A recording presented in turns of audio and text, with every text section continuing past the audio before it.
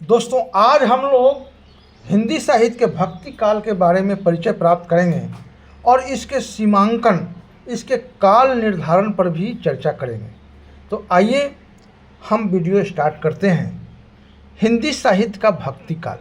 भक्ति शब्द की व्युत्पत्ति भज से की जा सकती है।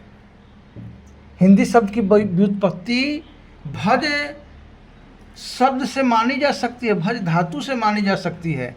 इसके आधार पर कहा जा सकता है कि भक्ति भावना आर्यों के दार्शनिक एवं आध्यात्मिक विचारों के फलस्वरूप क्रमशः श्रद्धा उपासना से विकसित होकर भगवान के ऐश्वर्य में भाग लेना माने भज लेना, भज माने भाग लेना जैसे व्यापक भाव में परिणत माना जा सकता है।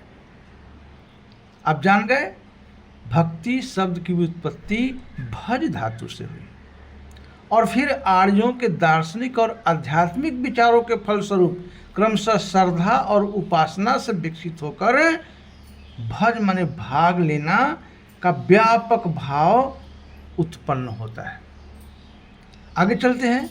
भक्ति शब्द का सर्वप्रथम उल्लेख कहाँ मिलता है? भक्ति शब्द का सर्वप्रथम उल्लेख श्वेताश्वेतर उपनिषद के 6/33वें भाग में मिलता है। भक्ति काल का, भक्ति शब्द का सबसे पहला उल्लेख श्वेताश्वेतर उपनिषद में मिलता है। डॉक्टर नगेंद्र हिंदी साहित्य के प्रसिद्ध विद्वान हैं और इतिहास लेखक डॉक्टर नगेंद्र के अनुसार जब आर्य लोग भारत आए तो उनका जीवन सैनिकों का जीवन था और यहाँ के लोगों से जैसे यक्ष, किन्नर, असुर, विद्याधर आदि जातियों से उनका परिचय हुआ।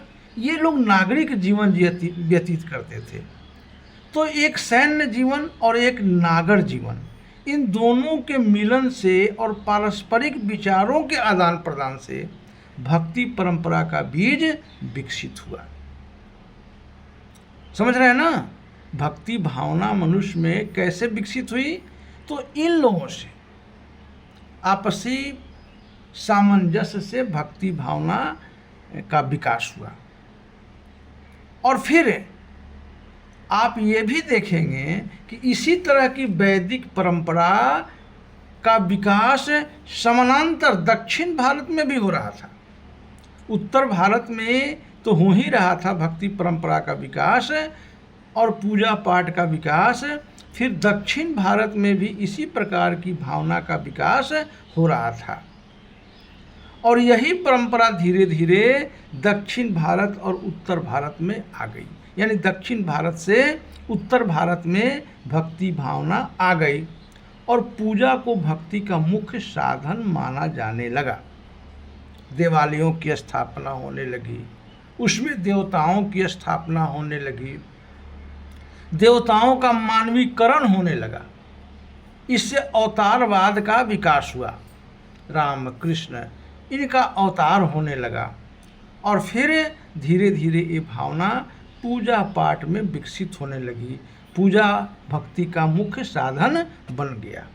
अगर भक्ति भावना है तो पूजा भी करना पड़ेगा। अब आइए हिंदी साहित्य में हम लोग भक्ति साहित्य के सीमांकन पर विचार करते हैं। उसका कालखंड क्या है? तो आचार्य रामचंद्र शुक्ल जी ने हिंदी साहित्य में भक्ति काल का सीमा निर्धारण 1375 संवत से 1700 संवत तक माना है। सर्वप्रथम काल विभाजन आचार्य रामचंद्र शुक्ल ने ही किया हिंदी साहित्य में। तो वीरगाथा काल माने आदि काल में उनके नामकरण का तो है विवाद, लेकिन भक्ति काल के निर्धारण काल विभाजन में कोई विवाद नहीं है।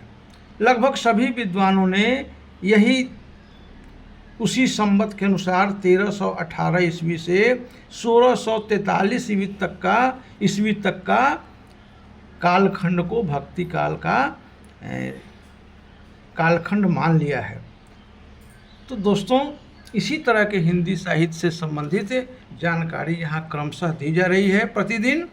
अब अगले वीडियो में हम लोग भक्ति काल के अन्य विषयों पर, जैसे भक्ति काल का प्रस्तावना, भक्ति काल के अन्य प्रमुख कवि और उनकी रचनाओं पर चर्चा करेंगे। तो अगर वीडियो अच्छा लगा तो लाइक करिएगा, चैनल को सब्सक्राइब करिएगा पहले बार है तो, और फिर हमारे bimalhindi.in पर विस्तार से आप देखिए। इन सारे विषयों पर आपको बहुत ज्ञानवर्धक बातें मिलेगी। फिर अगले वीडियो मिलेगी, तब तक धन्यवाद।